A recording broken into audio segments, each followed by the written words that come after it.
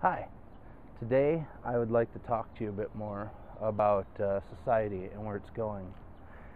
And I know that in the last talk we had, it was about manners, and it goes so much deeper than that. Manners is just kind of the tip of the iceberg because we're in a society that is increasingly more regulated, and laws are made about behavior because we've proven that we can't behave well. And I believe that God made us to be free. Initially, if you look at the Old Testament, the first few books, it's all about between God and man, God and Abraham, God and Adam, God and Moses. And it's when Israel wanted to place a king in that place, God was very angry, and he decided that he would allow Israel to have what they wanted, a king.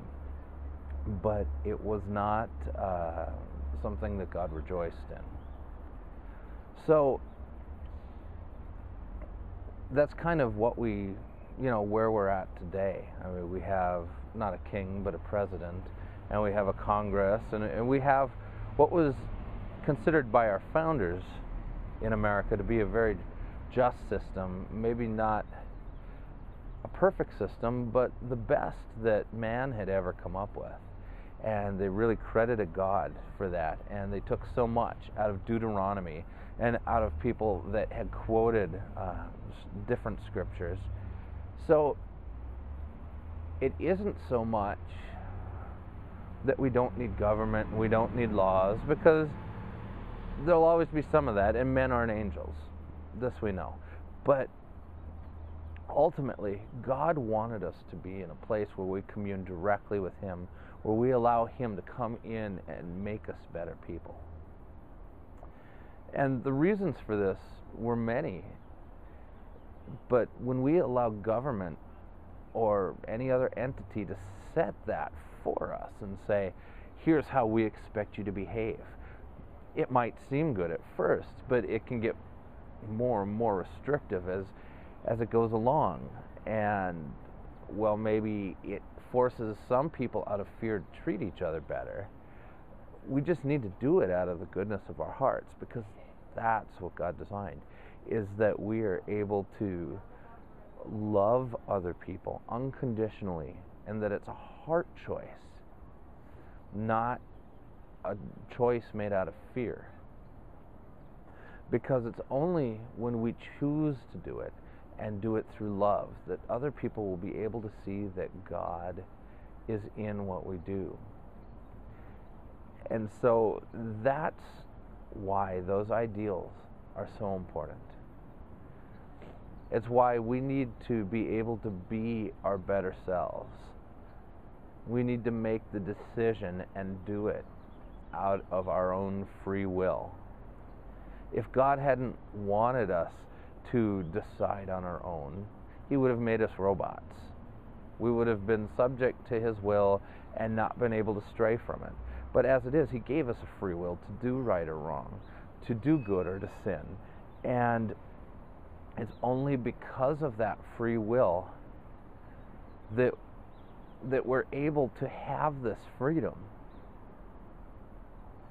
So, yeah, we can continue acting however, and continue to allow government to make laws for us, continue to allow organizations to push for certain laws to be made to regulate human behavior. Or we could decide that we just want to be better people, and that we want to be free, that we don't want to be told what to do, down to the minutest detail. You have to admit, it's getting crazy. Them telling us how many windows to have on each side of our house. You've got to do this or do that. There are so many laws and so many regulations on behavior that it doesn't feel free anymore. And it feels like we're being watched at every turn. So the only way to get rid of that is to become better people. The governor on the engine of our liberty is faith. And so we need to choose to live those things out, because that is the only way that we're going to get an increase in our freedom, instead of having it systematically stripped away the way it is now. So I ask you, live free, fight for freedom, live it out every day, and then do it by doing the right things, by being kind to each other, by being responsible for your actions, by not acting out of emotion, but acting out of a knowledge of what is right and what is wrong. Only then will others see that we choose to do what is good because it is right, instead of allowing ourselves just to say that, oh, freedom just means we can do whatever we want with no responsibility. I don't think anybody's for that. Very few are for that. So think about it, and it's only going to help you in your servant evangelism, how you help other people. And it's important that we do it now. It's important that we do it now while we still have the freedoms that we have to be able to do good to other people, and for them to see Christ in us, and for us to do it freely. So thank you, and we'll see you later. Bye.